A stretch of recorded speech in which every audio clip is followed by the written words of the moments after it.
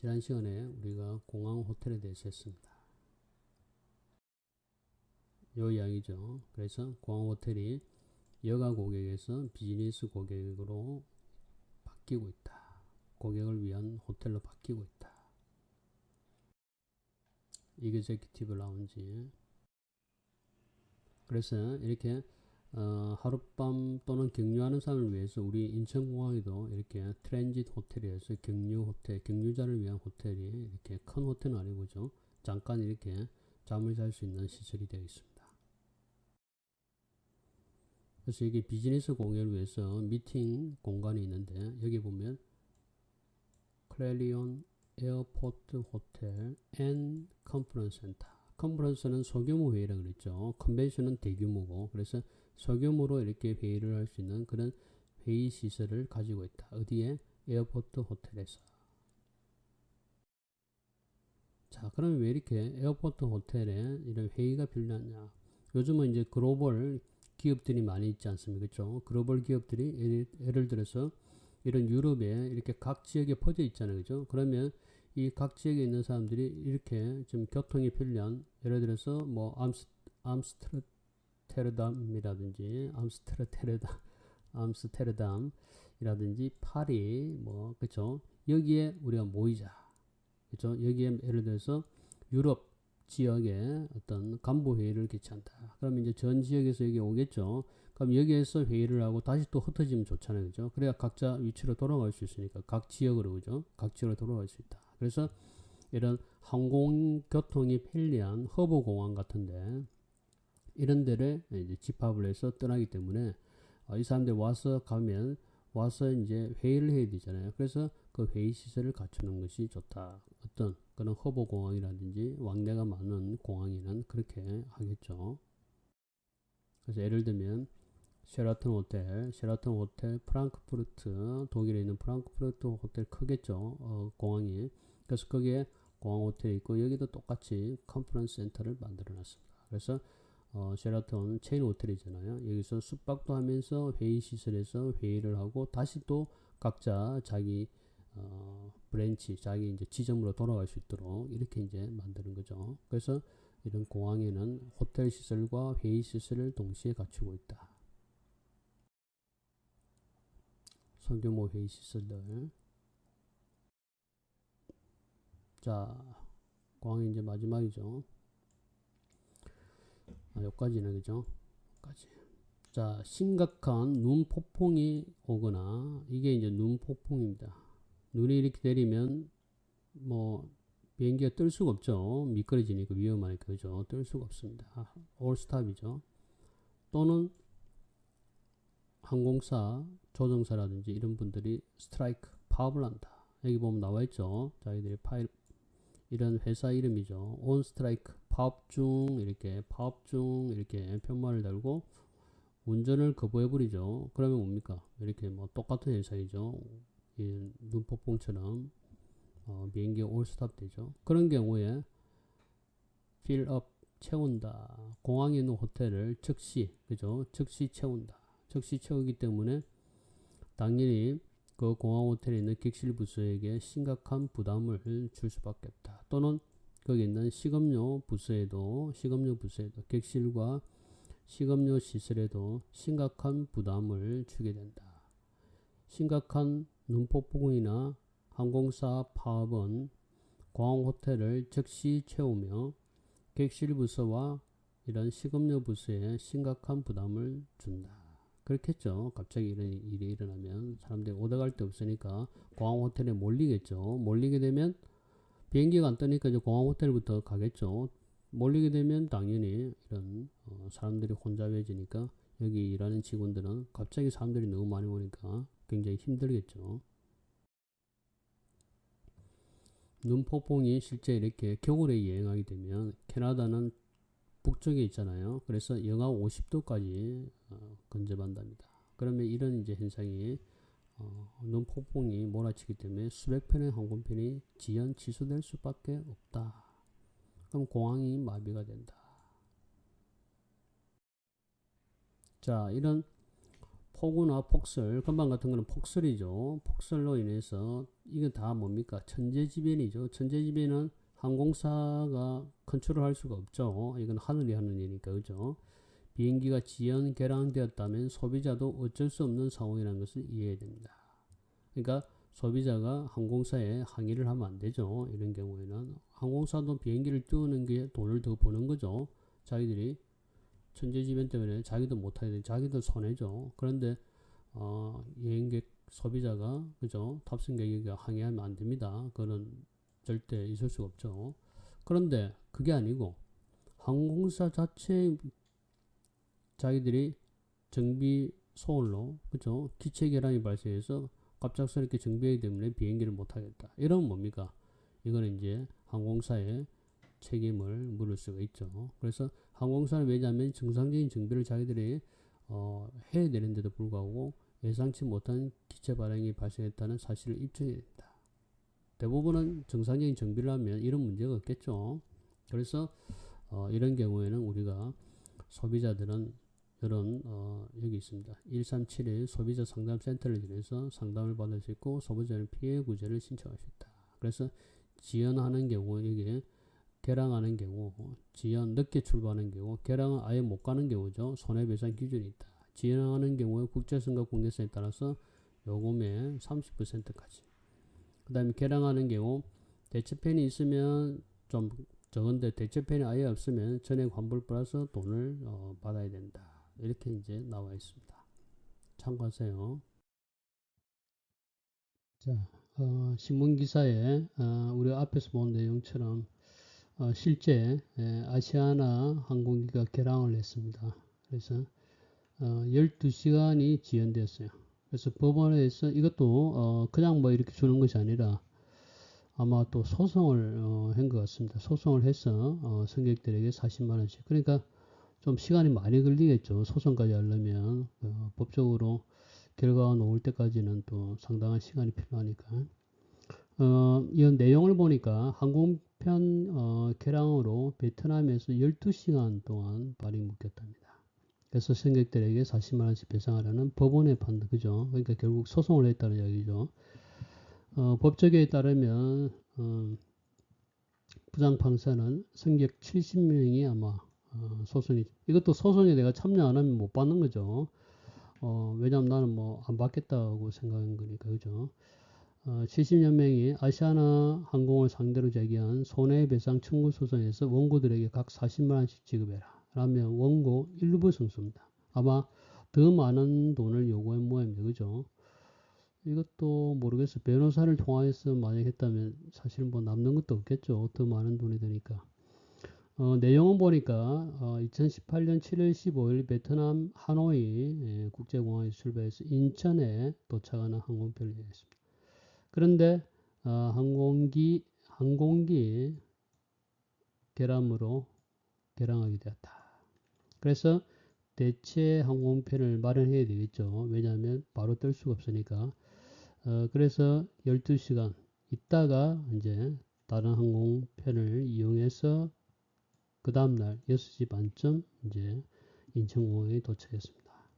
우리 이제 앞에 비행기 지연 결항 손해배상에서 알아봤잖아요.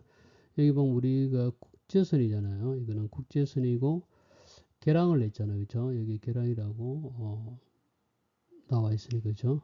개량인데 4시간을 초과했죠. 12시간이면 그러면 200달러네. 그죠? 4시간 초과 항공편은 2배. 원래는 200달러인데 또 4시간을 초과해서 좀 멀리 있는 이게 베트남 하노이에서 인천까지 꽤 멀죠. 그렇기 때문에 아마 2배를 계산해요. 그러니까 200달러 곱하기 2하면 400달러죠. 대략 뭐 40만 원 좀 되겠죠. 아마 이런 식으로 판결을 내리지 않았나 이렇게 생각합니다. 요 표에 따르면. 그다음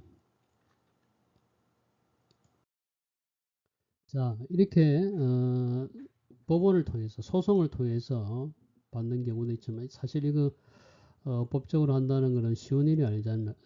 쉬운 일이 않잖아요. 뭐 내가 직접 할 수도 없고 만약에 변호사를 통한다면 변호사비는 뭐 훨씬 많겠죠. 그럼 실제 내한테 오히려 변호사비가 더 들 수도 있잖아요. 사람들이 그래서 소송을 못 하잖아요. 그런 부분에 우리가 법적 지식이 없기 때문에 결국 변호사를 동원한다든지 뭐 법무사를 동원한다면 거기에 따른 비용이 또 더 크잖아요. 이렇게 40만 원 받을 경우를 가지고 소송을 한다. 사실 좀 비합리적이죠. 그래서 여기 보면 또 이런 기사가 있는데 코로나 공포가 사라진 휴가철에 해외 여행자 모험이 인기를 얻고 있다. 그렇죠? 다이렉트니까 사람을 통하지 않고 그냥 인터넷을 통해서 모바일 통해서 우리가 보험을 계약할 수 있죠. 신청할 수 있습니다. 사람들이 많이 이렇게 해외로 급증함에 따라서 여러 손해보험사들이 온라인으로 쉽게 가입할 수 있는 그래서 다이렉트죠. 다이렉트 보험 상품을 개발을 해서 사람들이 홍보를 하고 있다. 그래서 꽤 많은 보험회사에서 그죠? 꽤 많은 보험회사에서 손해보험회사에서 이렇게 여행자 보험을 상품을 개발했는데 그 전부터 물론 있었겠죠. 근데 가입 건수가 65만 건 이상으로 전년 동기 대비해서 5.5배 그만큼 많은 사람들이 해외를 가니까 해외에서 혹시 일어날 수 있는 그런 사건 사고에 대비해서 이렇게 여행자 보험을 가입하는 겁니다. 그렇겠죠. 그래서 꽤 많은 사람들이 여기에 보면 인천공항을 나가고 있고 또 거기에 맞춰서 여행자 보험도 가입하고 있다. 그러면 이런 다이렉트 여행자 보험은 어떤 것이 커버되느냐? 해외 여행 중에 일어날 수 있는 상해나 질병으로 인한 해외 의료비. 갑자기 내가 병원에 응급으로 간다든지 아니면 입원을 해야 되는지 갑자기 명장이 뭐 그런 일이 없겠지만 하여튼 뭐 명장 수술이 필요하다. 그러면 수술해야 되잖아요. 명장 수술을 하지 않으면 그게 터져버리면 복만요 이래서 큰 위험에 빠질 수 있잖아요. 그러면 그건 무조건 수술을 해야 되는 거잖아요. 그런 경우에 어, 의료비가 뭐 나라에 따라서 국가에 따라서 굉장히 많이 차이가 있겠지만 상당한 비용을 들어야 합니다. 왜냐하면 뭐가 없기 때문에 보험이 없기 때문에 건강보험이 한국에만 적용되지 다른 나라에서는 적용이 되지 않잖아요. 그러니까 비보험으로 우리가 하면 돈이 몇 배가 들잖아요, 원래. 그래서 그런 걸 이제 커버할 수도 있죠. 그 다음에 여러 가지 또 타인에 대한 손해배상. 이거 뭐 타인에게 뭔가 우리가 손해배상을 해줘야 될 경우를 얘기하는 것 같고 또 내가 가지고 있는 어떤 여러 가지 기계라든지 기구 그런 휴대폰에 어떤 손실이 났을 때 뭐 스마트폰이 뭐 망가졌다든지 태블릿 PC가 뭐 분실됐다 이런 데 대한 손해배상 그리고 항공기나 수화물이 또 늦게 올 수도 있고 또 결항될 수도 있잖아요. 여기 이제 항공기 결항에 따른 손해 이런 등등의 여러 가지 물론 이제 여기도 들어가 보면 그 조건이 있습니다. 저도 이거 몇 번 했는데 거기 보면 금액에 따라서 이게 얼마만큼 배상의 어떤 금액이 달라집니다. 그건 내가 선택을 할 수 있죠. 옵션이 뭐 보통 뭐 하나 둘 셋 제가 그때 보니까 한 3개 정도 옵션이 있는 것 같더라고요. 그래서 거기에 따라서 배상의 범위가 달라집니다. 그렇게 비싸지는 않아요. 뭐 보통 한 4박 5일 이럴 때 한 3만 원, 4만 싼 거는 뭐 그보다 더 싸죠. 또 아까 얘기했듯이 커버가 많이 되면 훨씬 더 많은 돈을 지불해야 되겠죠. 그래서 그거는 굉장히 다양하게 되어 있으니까 그걸 보고 하는 것도 괜찮다. 그렇게 보겠습니다. 그리고 인천국제공항입니다. 인천국제공항에 우리가 지금까지 공부해본 그 에어포트 호텔 같은 경우에는 꽤 많은 우리 워커힐 호텔도 있고 그랜드 하얏트 아주 큰 호텔이죠 체인 그리고 우리가 파라다이스 시티 앞에서 배운 그 IR 복합 리조트 그죠 뒤에 아마 기타에서 우리가 배울 건데 카지노 호텔입니다. 인테그레이티드 호텔 그래서 인 해서 I와 뒤에 리조트를 따서 IR 복합 리조트. 그러니까 카지노를 기반으로 한 카지노 시설을 갖추고 그 외에 호텔, 레스토랑, 그다음에 쇼핑센터, 심지어 안에 뭐 테마파크라든지 또는 컨벤션 시설 뭐 이런 국제회의를 할 수 있는 이런 시설들 이런 다양한 시설을 갖추고 있는 것을 우리가 복합 리조트랍니다. 그래서 그거는 마카오라든지 라스베가스에 있는 큰 규모의 호텔이 있죠. 그런 호텔들이 다 IR인데 한국판 IR이 파라다이스 시티 호텔입니다. 왜냐하면 파라다이스 호텔은 우리 부산에도 있지만 카지노가 있죠. 외국인 전용. 그래서 파라다이스 시티 호텔에서 이렇게 카지노를 개발한 복합 리조트를 처음으로 만들었습니다. 그래서 여기 인천공항에 있으니까 가까운 중국의 상해라든지 이런 대도시에서 여기 인천까지는 뭐 불과 뭐 1시간도 안 걸리죠. 그래서 금방 여기 와서 파라다이스 시티에서 쇼핑하든지 카지노를 하고 또 바로 돌아갈 수 있도록 접근성이 굉장히, 왜냐하면 여기서 다시 시내로 들어오면 꽤 멀잖아요. 왜? 여기 인천이고 또 서울은 또 떨어져 있고 또 서울에 들어오면 꽤 많은 교통 체증도 있고 교통 시간이 있으니까 그렇죠. 그래서 훨씬 가까운 이 공항 근처에 이런 시설을 갖추고 있다. 이렇게 보면 되겠습니다. 자, 그 다음에 가격입니다. 그죠? 가격은 앞에서 여러 번 설명했죠. 리미티드 서비스, 중저가. 다른 말로 포커스 서비스. 이카노미 또는 버짓. 그래서 여기 중가, 얘가 저가. 그 다음에 풀 서비스, 그 다음에 럭셔리, 고가, 최고가. 호텔 체인입니다. 앞에서 우리 한번 봤죠. 랭킹입니다. 예전에는 메리엇이 여기 있었어요. 3위였는데 지금은 1위로 올라왔죠. 다음 힐튼이 또 2위로 올라오고. 왜냐하면 메리엇이 이 스타우드하고 이 7위하고 합병을 해버렸습니다.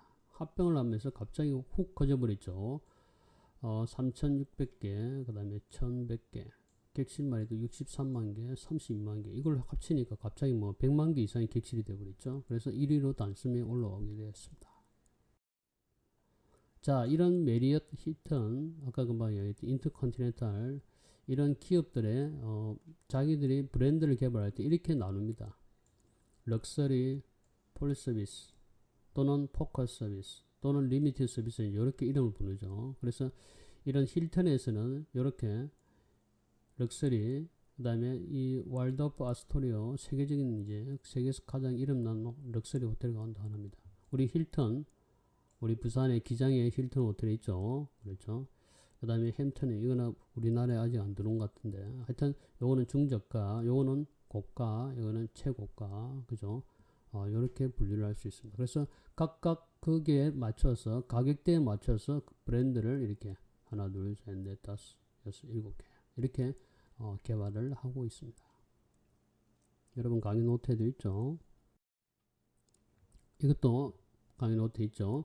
이거는 이제 랭킹, 금방 힐튼은 랭킹 2위고 랭킹 1위죠. 랭킹 1위 메리엇입니다. 그죠? 메리엇은 또 이렇게 이름, 아까 힐튼하고 조금 다르죠. 힐튼은 요걸 합쳐서 포커스드 서비스 이렇게 돼 있죠. 포커스 서비스 돼 있는데 여기는 upper, moderate 이렇게 중가, 정가로 나눴죠. 고가는 그대로, 그 다음에 최고가, 럭셔리니까. 그 다음에 고가는 그대로. 근데 요 중저가를 이렇게 세분화인 거죠. 그래서 중가도 개발하고 또 아주 저가도 개발하고.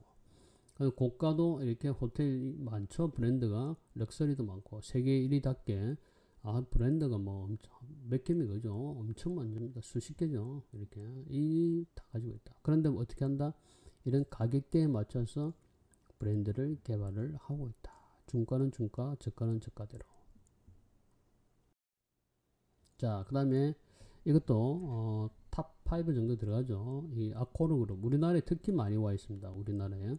여기는 좀 더 세분화되어 있습니다. 아까 힐튼은 하나, 둘, 세 개인데 메리엇은 하나, 둘, 셋, 네 개였죠. 그런데 이 아코르는 하나, 둘을 또 세분화했고 또 세도 중저가도 또 세분화했습니다. 고가도 세분화, 중저가도 세분화.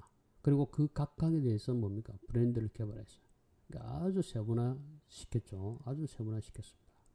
그래서 우리 앞에서 이코노미 버짓 이 이야기 했죠. 이거는 이 아코르 그룹이 개발한 방식입니다. 그죠? 아코르 그룹이 이렇게 이비스 버짓 돼 있죠. 이렇게 이제 개발했습니다. 자기들이. 그래서 굉장히 세분화해서 브랜드를 개발하고 있는 모습을 보이고 있습니다. 자, 이제 금방 했던 중저가부터 보겠습니다. 중저가 호텔은 일반적으로 게스트룸, 즉 게스트만을 위주로 제공을 하고 있다. 왜? 중저가니까 다른 식음료나 이런 고가라든지 럭셔리 호텔에서 가지고 있는 많은 시설들을 제공하지 않습니다. 그리고 여기 보면 미팅이나 펑션 공간, 연회 공간 이런 겁니다. 연회장 있죠? 우리가 행사하는 거. 행사 여러분 오늘 웨딩 생각하면 됩니다. 호텔 결혼식 같은 거 아주 행사 크게 하죠. 그리고 여기서 식사도 하죠. 그걸 이제 우리가 펑션이라 합니다. 펑션. 그래서 이렇게 줄을 쳤죠. 그리고 no very limited. 아예 없든지 아니면 제한적인 식음료 시설을 가지고 있다. 그래서 이게 식음료죠. 그래서 식음료 시설이다. 근데 F&B는 뭡니까? F는 예를 뜻합니다. 그 다음에 이거 and B. 왜 F&B 푸드 앤 베브리지 너무 길죠. 발음하기 식음료 시설. 그래서 F&B 이러면 짧죠. F&B 짧습니다. 그래서 F&B 이렇게 많이 이야기를 합니다. 그래서 식음료 시설을 이야기합니다. 그래서 호텔은 크게 룸과 식음료 시설로 나누죠. 그래서 다시 한번 하면 이 제한된 서비스인 중저가 호텔은 객실 위주로 손님 객실만을 일반적으로 제공을 합니다. 그래서 그곳에는 공공공간, 예를 들면 로비 같은 거 있죠. 이런 공간이 없든지 아예 조그맣게 있습니다. 그리고 또 미팅과 연회 공간은 없습니다. 또한 아주 제한된 식음료 시설을 가지고 있든지 없는 경우가 있습니다. 근데 보통은 없기보다는 제한된 식음료 시설을 갖춥니다. 왜냐하면 이런 이비스 같은 이런 중저가 호텔 같은 경우에 이런 큰 시설을 뭐 없는 경우도 있고 있는 경우도 있는데 없는 경우에는 그래도 이제 아침에 식사를 요즘은 많이 제공합니다. 아침 식사를. 그래서 주로 어디에서 제공하냐면 공간이 없기 때문에 로비에서 1층 로비에서 아침 식사를 제공하는 경우가 많아요. 그래서 이런 경우에는 제한적인 식음료 시설을 가지고 있다.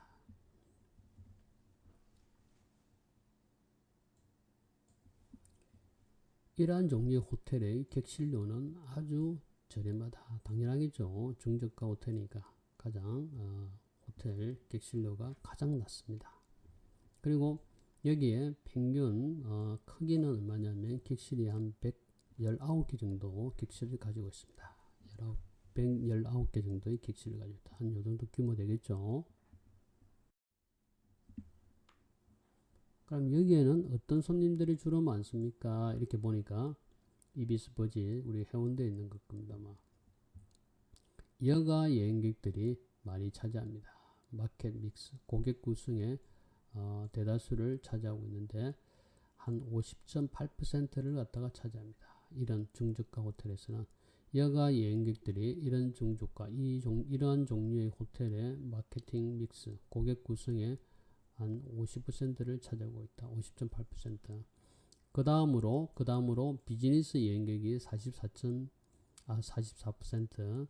그 다음으로 컨벤션과 기타 여행객이 4.7%로 따라오고 있다.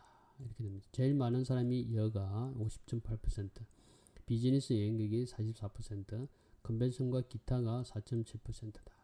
그럼 요거는 크게 중저가니까 중가인, 그죠?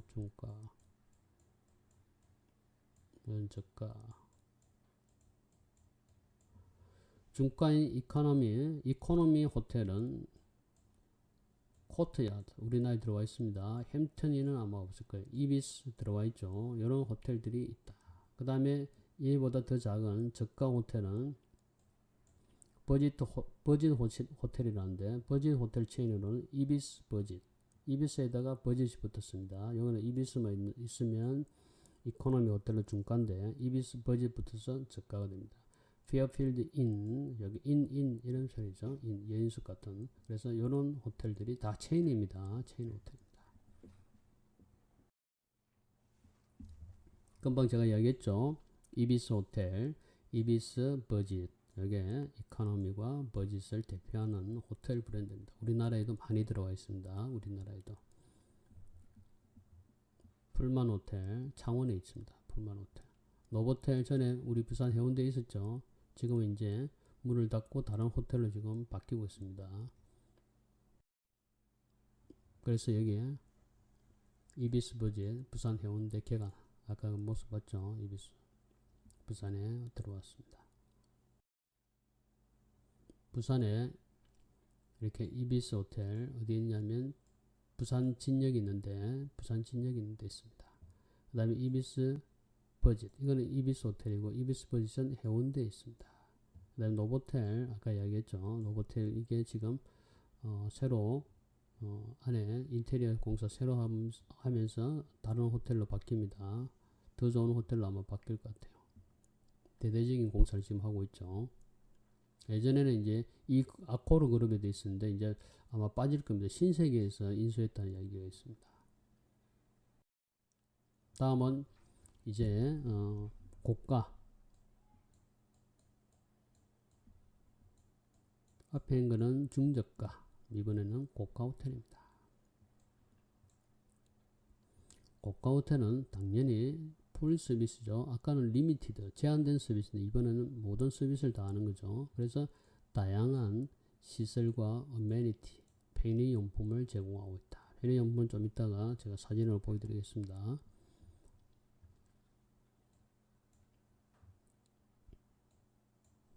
앞에 우리가 배웠던 버짓과 이코노미 호텔, 즉 중저가 호텔, 즉 리미티드 서비스 호텔과 비교했을 때 더 많은 퍼블릭 공간, 그죠? 퍼블릭 공간과 공공 공간 있죠. 로비 같은 거. 그 다음에 또 더 많은 미팅과 연애 공간, 이게 연애 공간이죠. 아주 멋지게 아마 웨딩, 그죠? 웨딩 하기 위해서 만들어 놓은 시설 같습니다. 이게 세팅되어 있는 게, 그죠?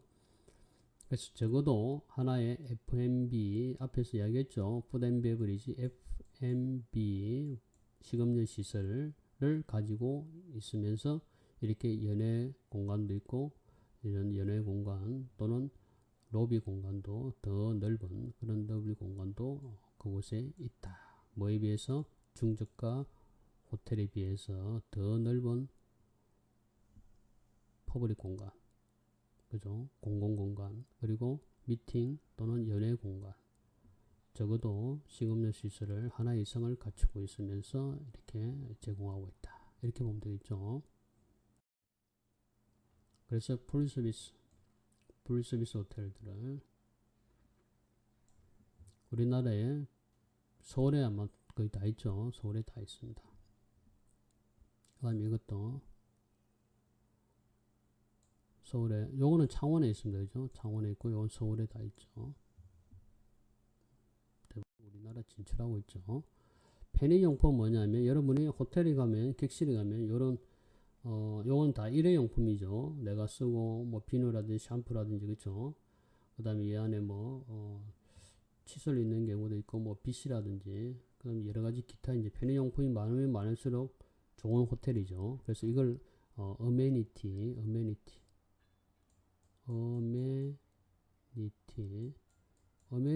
편의용품이기도 하지만 다른 말로 하면 쾌적성이라고.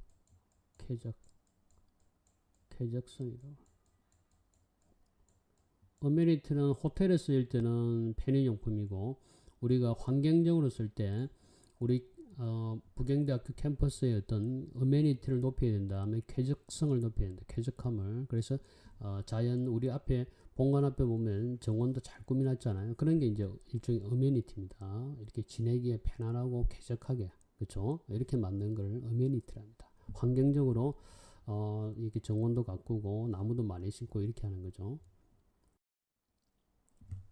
자, 이게는 펑션, 연애 장면이죠. 결혼식 장면입니다. 그렇죠? 자, 여기까지 하도록 하겠습니다.